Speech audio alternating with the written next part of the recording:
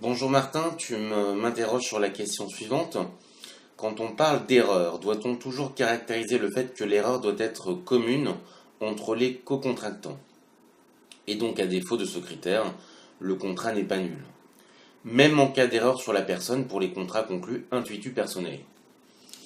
Alors Martin, ta question est tout à fait intéressante. Je commencerai par rappeler que pour que la nullité sur le terrain de l'erreur soit encourue, il faut que l'erreur porte sur une qualité convenue.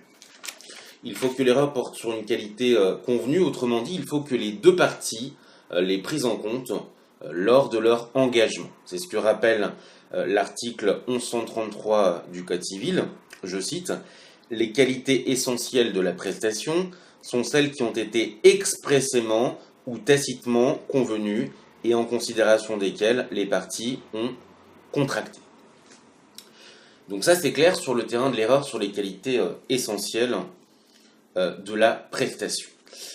Ta question donc m'invite à déterminer si cette condition, l'erreur doit porter sur une qualité convenue, est également exigée en matière d'erreur sur la personne.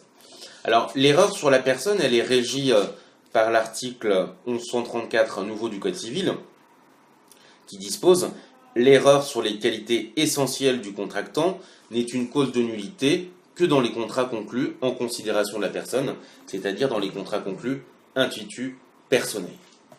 Alors, faisons remarquer que aucun texte ne définit ce qu'il faut entendre par qualité essentielle du contractant. Donc l'article 1134 ne définit pas ce que sont les qualités essentielles du co-contractant.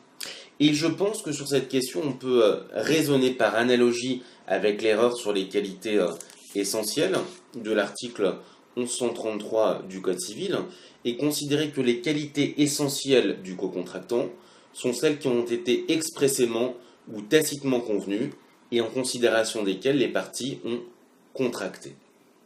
Donc pour répondre à ta question, je pense qu'effectivement que l'erreur porte sur les qualités essentielles de la prestation ou que l'erreur porte sur la personne même du co-contractant dans les contrats conclus intuitu personae, il est nécessaire à chaque fois que l'erreur porte sur une qualité convenue.